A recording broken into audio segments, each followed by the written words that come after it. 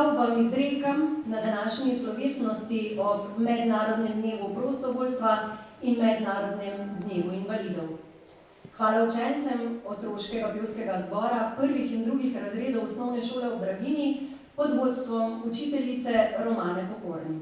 Zapeli so Moj očka ima konjička 2 in Backi za lahko noč. Hvala za čudovit srčen nastop. Še en aplavz.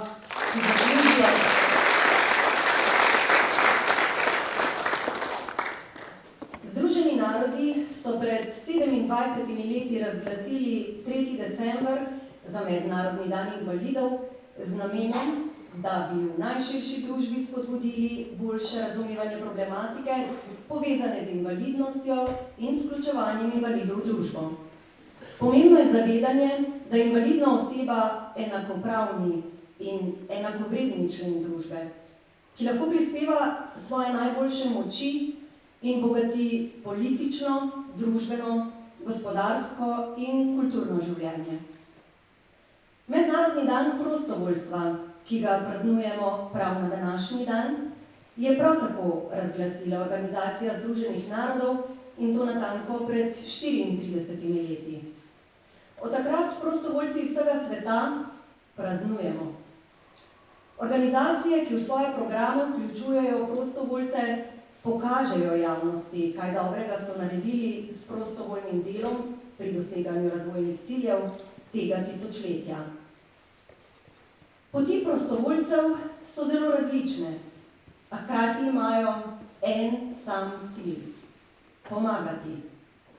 Izkoreniniti skrajno revščino, zagotoviti enakost na vseh družbenih področjih, boriti se proti boleznim, pomagati nemočnim naravnih katastrofah, ljudem s posebnimi potrebami in starejšim, zagotoviti okoljsko trajnost, razviti globalno partnerstvo za razvoj. Za besedo ob Mednarodnem dnevu prostovoljstva in Mednarodnem dnevu invalidov prosim gostitelja tega srečanja, Darka Ratajca, župana občine Slovenske Konjice.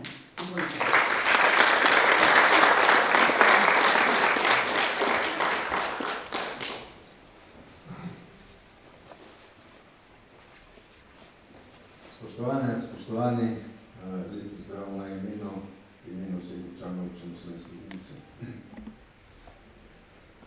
Torej, veliko stvari je v življenju, ki nas navdihujejo, in zagotovo je delo, ki ga opravljate vi in tisti.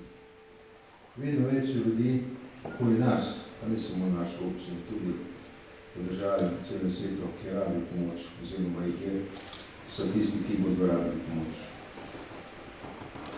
Seveda, lokalna skupnost se zaveda pomena vašega delovanja. Danes sem bil presenečen, ko sem v delu prebral, da je v Sloveniji 1700 društv, zvez oziroma organizacij, ki delujejo prostovoljno. Preko 240,000 ljudi je vključenih v delovanje teh društv. To so impozantne številke.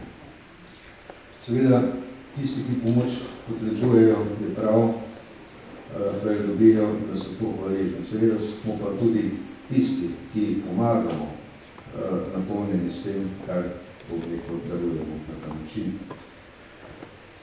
Lokalna skupnost bo tudi v bodoče skrbela, da bo prostovoljstvo živelo, da bo poskrbljeno tudi za tiste, ki so potrebni, tudi za invalide in tako naprej.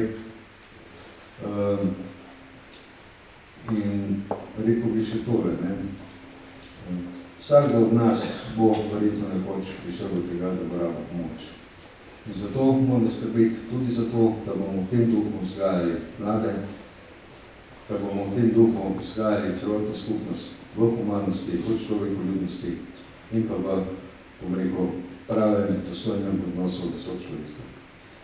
Jaz vam vsem skupaj čestitam v našem prazniku, želim, da bi tudi bodoče tako zavzeto delali, kot sem sedaj, in ker je pač pred nami praznično obdobje, vsem skupaj želim lepo, zadovoljno, srečno novo leto.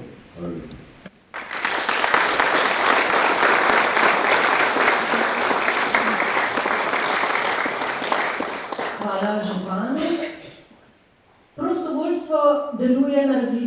področjih, socialnem, izobraževalnem, zdravstvenem, kulturnem, okoljskem, turističnem, v kriznih situacijah in na mnogih drugih področjih. Opravljajo ga ženske in moški, mladi in otroci, ljudje srednjih let in starejše osebe. Vanj se lahko vključujejo vsi ljudje ob upoštevanju svojih zmogljivosti, saj zanj ni načelnih omejitev. Prostovoljstvo ima velik pomen za skupnost, ker izboljšuje kakovost življenja v družbi, brani interese posameznikov in skupin, ki so ogroženi, prikrajšani, potisnjeni ob rob, izključeni. Še pred pogovorom z današnjim osrednjim gostom pa sledi glasbena poslastica kvarteta klarinetov, učencev glasbene šole Slovenske Konjice. Z nami so Ema Grubelnik, Max Grubelnik, Marko Klima in Nenja Džokovič pod mentorskim vodstvom profesorja Janeza Zavca. John Lennon, Yesterday in Prekmurska ljudska Teče mi vodica.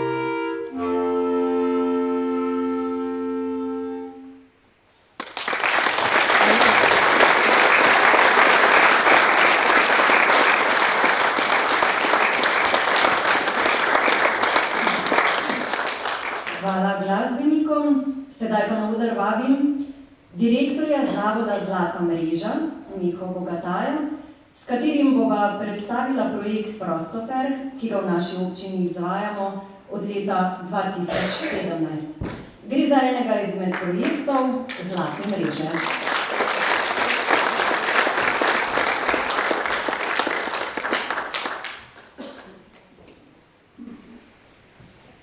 Gospod Bogataj, toplo pozdravljeni, dobrodošli. Lepo hvala. En, dva, dela, se slišimo? Dela, Lepo hvala. Ste direktor Zavoda Zlata mreža.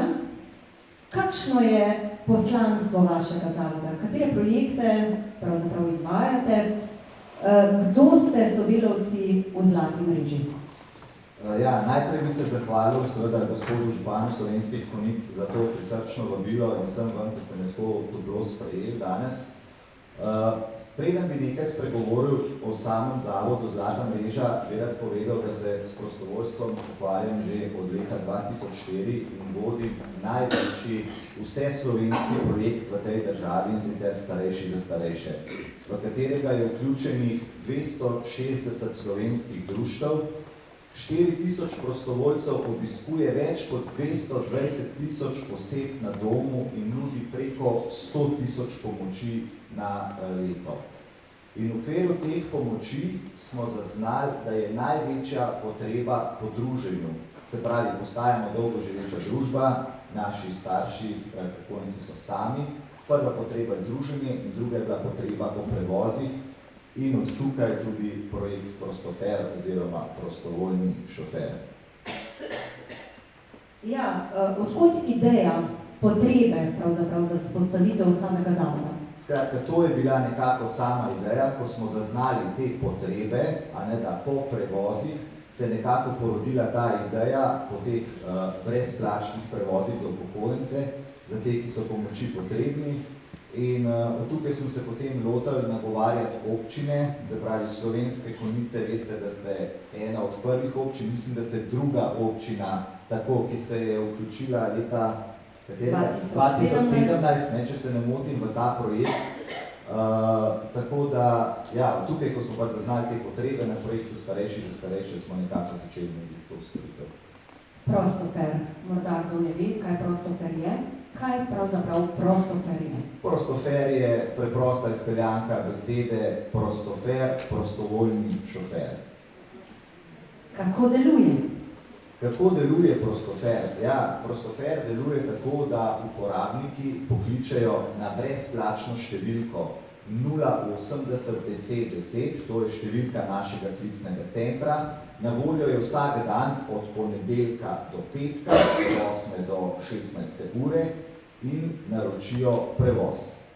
Seveda je treba vedeti, da tukaj ne gre za obliko taksi službe, zato je dobro, da te prevoze naročamo vsaj 3 dni vnaprej. Tako da ima klicen center tudi možnost organizacije in pa združevanja prevozov, če bi bilo to potrebno. Kdo je lahko Prostofer? Kako postati? Ja, že prej ste sami omenili, sem vas poslušal, da prostovoljci smo lahko vsi mi. Skratka, pri prostovoljnih šoferjih nekako ni omejitev. Vsak, ki bi si želel voziti, ki ima veljavno vozniško dovoljenje, je lahko prostovoljec, prostofer. Res pa je, da vsi naši prostovoljci nekako prihajajo iz vrst mlajših upokojencev. Tako da, ko vas tukaj pogledam, bi lahko rekel, vi ste tisto jedro projekta Prostofer. Tako da vas lahko kar pokličajo ali pa se na Ja, lahko pokličajo nas na številko klicnega centra, se prijavijo oziroma se lahko prijavijo gospej Nataši tudi na občini. Jaz mislim, da jo kar poznajo, tako da bo vesela novega prostovoljca. Ali pa pišejo na naslov miha@zlata-mreža.si. Ja, bom zelo vesel. Če boste napisali na moj naslov, bom zelo vesel vsakega, ki se prijavi. Nekaj tega ste že omenili, pa vseeno še dodatno vprašanje, zakaj je Prostofer družbeno koristen projekt? Ja, zakaj je družbeno koristen projekt? Tle bi lahko več stvari naštel, ampak predvsem zato, ker bistveno izboljša socialno vključenost upokojencev, se pravi teh starostnikov, hkrati pa nekoliko poskrbimo razen te mobilnosti tudi na njihovi varnosti. Ja, veste, zato ker so prostovoljni šoferji tisti, ki jih vozijo, 90% je to zdravstveni dom, bolnišnica, lahko rečem, ne, oziroma glede na ostale potrebe, mogoče ostalih 10% pa v trgovine, ustanove javnega značaja, banke, pošte, knjižnice, tako nekako. Tako da ja, v prvi vrsti pa bistveno poveča socialno vključenost starostnikov. V zadnjem času postaja projekt prostoperstva tudi ekološki oziroma prijazen do okolja. Ja, moram reči, da tukaj ste bili pa kar prva občina in sicer prva občina, ki je začela te prevoze voziti z električnim vozilom. Tako da tukaj pa res čestitke, ste pionirji. Še danes sem opazil to isto vozilo, tamle stoji zadaj parkirano pred domom, tako da res čestitam in se vam zahvaljujem. Ja, s tem ste tudi pokazali, da ste zeleni, da ste ekološko osveščeni. To vaše vozilo sicer sodi med ta vozila prve generacije, seveda danes pa lahko rečem, da je šlo to že večkrat naprej, no, in da danes električna vozila, ki prihajajo, zmorejo pa z enim polnim nekoliko več kilometrov. Da v občini že potrebujemo? Ja, zdaj ne vem, če lahko rečem. Imamo toliko prevoženih kilometrov. Ja, pogledajte, jaz ko sem malo vedel, koliko prevozov opravi vaša občina in koliko jih opravijo primerljive občine, bi mogoče lahko rekel, ali pa tukaj kar naprosil župana, ja, da mogoče pa je čas za kakšno, bom rekel, novejše vozilo, ki zmore z enim polnjenjem nekje 300 do 400 km, kajti s tem vozilom bi se povečalo lahko tudi dnevno število prevozov in pa sam radi prevozov, veste, ki ga upravlja občina, zdaj ga upravljamo znotraj Slovenskih Konjic, bi lahko bil tudi večji, ker večina slovenskih občin se nekako odloča, da vozijo tudi v bolnišnice, na katere občina varira. Mislim, da je to v vašem primeru bolnišnica Celje, če se ne motim, ne. Ja, s tem bi nekako lahko povečali to število prevozov. Morda na tem mestu dodam zanimivo statistiko za projekt Prostofer v naši občini. V zadnjih 3 letih smo povprečno opravili 102 prevoza letno, za 22 uporabnikov povprečno, s 5 prostovoljnimi aktivnimi šoferji. Sploh si ni slabo, ne? Absolutno. A naj bo v prihodnje le še bolje? Seveda, jaz bi si želel, da bi te številke nekako zrasle. Idealna številka, seveda števila prostovoljnih voznikov se v občinah giblje tam okoli 10, zato da tudi prostovoljci niso obremenjeni. Če imamo vsakodnevne prevoze, da pride en prostovoljec nekako 2-krat na mesec na vrsto za opraviti tisti prevoz 2 ali 3.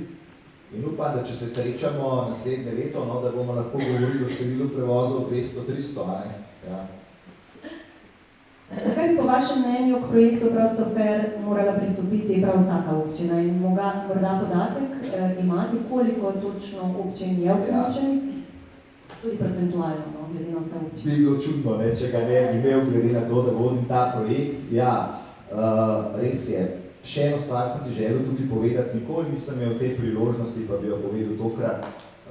Zelo se moram zahvaliti ravno vaši občini in pa enemu od vaših voznikov, gospodu Ivanu Mehletu, kajti mislim, da je bilo začetkom letošnjega leta, v mesecu aprilu smo snemali eno oddajo Preverjeno in takrat je gospod Mehle vozil tudi uporabnike projekta Prostofer in lahko rečem, od takrat naprej, se pravi, od tega snemanja v Slovenskih Konjicah se je začel ta vzpon Prostoferja, tako da jaz sem zavod nekako prevzel pred 2 leti, vodim je zavoda Zlata mreža, no, in v zadnjih 2 letih, se pravi, smo uspeli vključiti 25 slovenskih občin, v podpisanih pogodb je nekaj čez 30, v naslednjem letu se nam jih pa pridružuje vsaj še 40. Tako da računam, da konec 2020 bomo imeli nekako 70 slovenskih občin vključenih že v ta projekt Prostofer.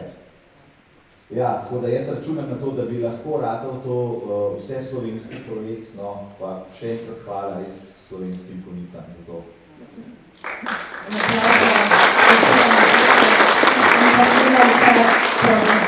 Ja, tam zadnji mislim, da ga videl nekje sedeti, ja, se je skril, evo ga, nekje sredino dvorane. Hvala, gospod Ivan. Kako pa je s prevozom invalidov?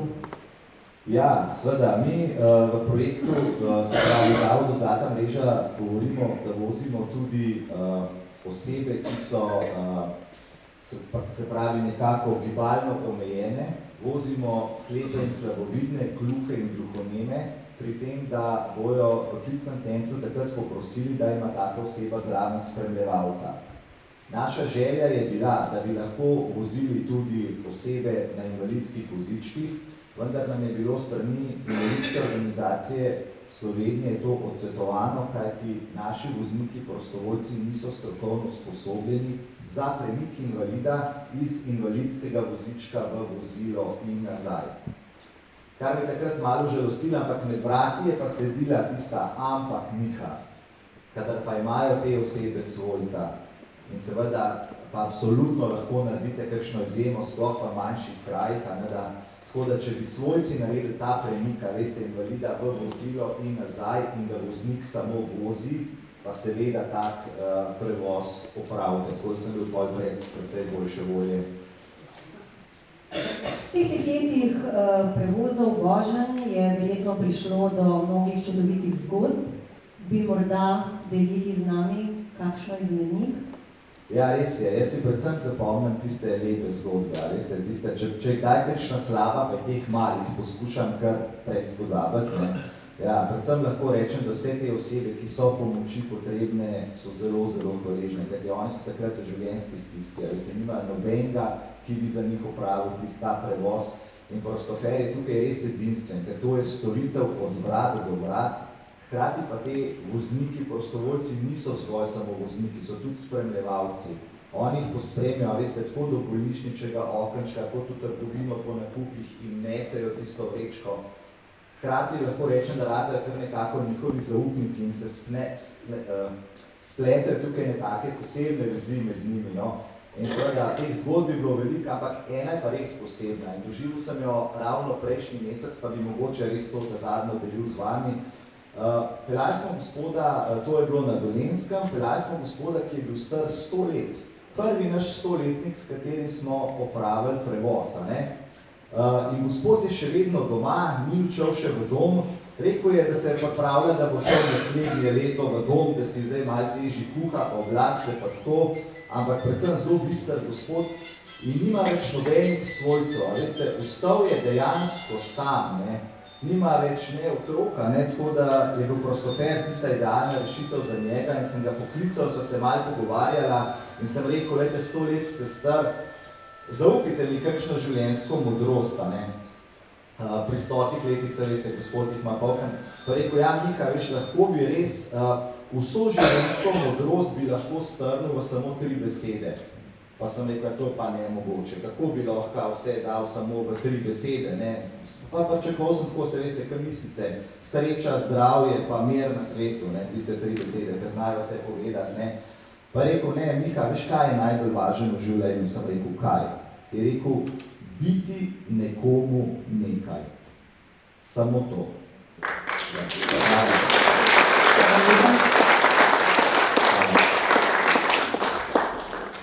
Gospod Miha Bogataj, hvala za prijeten klepet o vašem delu, o čudovitih projektih, ki jih in jih še boste izvajali. Želimo vam še veliko dobrih idej, čudovitih zgodb. Hvala vam in tudi vam vse dobro. Spoštovani, z današnjo slovesnostjo se vam želimo zahvaliti, vam pokazati, da poznamo in spremljamo vaše delo, ter da vaše delo spoštujemo. Naj bo današnje srečanje zahvala vsem vam za opravljeno prostovoljno delo v naši lokalni skupnosti. In naj bodo pretekla leta na področju prostovoljstva vzor prihajajočemu 2020. Za zaključek še tradicionalna božična, Deck the Halls, v izvedbi kvarteta klarinetov, nato pa vsi vabljeni na zdravico in prigrizek v veliko galerijo Doma kulture. Srečno vsem!